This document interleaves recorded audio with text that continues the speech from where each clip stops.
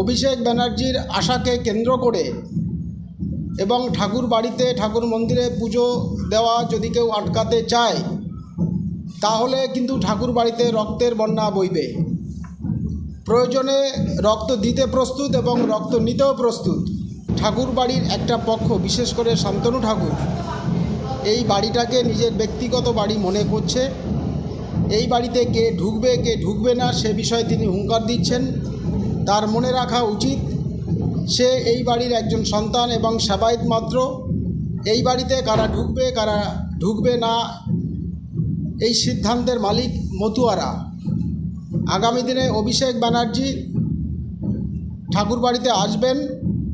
অভিষেক ব্যানার্জির আশাকে কেন্দ্র করে এবং ঠাকুর বাড়িতে ঠাকুর মন্দিরে পুজো দেওয়া যদি কেউ আটকাতে চায় তাহলে কিন্তু ঠাকুর বাড়িতে রক্তের বন্যা বইবে। প্রয়োজনে রক্ত দিতে প্রস্তুত এবং রক্ত নিতেও প্রস্তুত। অভিষেক বন্দ্যোপাধ্যায় একবার ঠাকুর বাড়িতে ঢুকেছিলেন। ঠাকুর বাড়িতে ঢোকার আগে ঠাকুর বাড়ির প্রত্যেকটা রাস্তা, গেট সব বন্ধ করে দেওয়া হয়েছে। আমার প্রশ্ন হচ্ছে, অভিষেক বন্দ্যোপাধ্যায়ের এই যে ঔদ্ধত্য এবং পাশাপাশি পুলিশকে দিয়ে এই ঔদ্ধত্য দেখানো, এটারই প্রতিবাদ করেছিলাম আমরা, যে ঠাকুর বাড়িতে যদি আসতে হয় কারো, তার জন্য সব গেট দরজা বন্ধ হয়ে যাবে?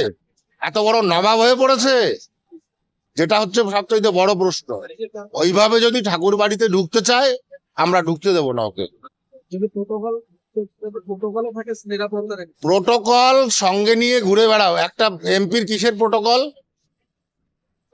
একজন এমপি আসছে, গোটা কয়েক পুলিশ নিয়ে আসতে পারে, ঠিক আছে, সেটা সারা ঠাকুর বাড়ি, ঠিক আছে, নাকা চেকিং করে ব্লক করে দেওয়া, এটা একটা মন্ত্রীরও বাড়ি ভাবতে হবে।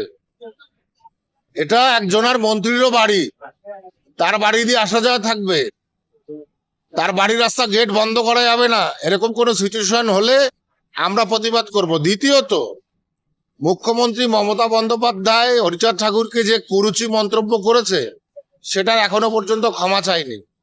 যে কারণে আমাদের ধিক্কার মিছিল চলেছিল, যে আগে ক্ষমা চাইতে হবে, নিঃশর্ত ক্ষমা চাইতে হবে, ক্ষমা চাওয়ার পরে তারপরে ঠাকুর বাড়িতে এদের এন্ট্রি হবে। মতুয়া ভক্তরা খেপে গেছে, খেপে আছে, তাই তারা এর বাধা দিতে চাইছে, স্বাভাবিক ব্যাপার। মধুকন্যা ঠাকুর তিনি বলছেন যে ঠাকুর বাড়ি সবার আসতে পারে, আপনার কথা বলছেন, আপনি যাতে বাধা না দেন সেটাই। আমাদের বাধা দেওয়ার প্রশ্ন নেই, কিন্তু এখানে বেশি দাদাগিরি করতে এলেই সমস্যা, বেশি ভাও খেতে এলে সমস্যা। ঠাকুর বাড়িতে আসতে হবে, সাধারণ মানুষ হিসেবে, ভক্ত হিসেবে পুজো দিতে হবে। যদি কোনো কিছু বলার থাকে সে বলতেই পারে, সে বলে বেরিয়ে যাবে।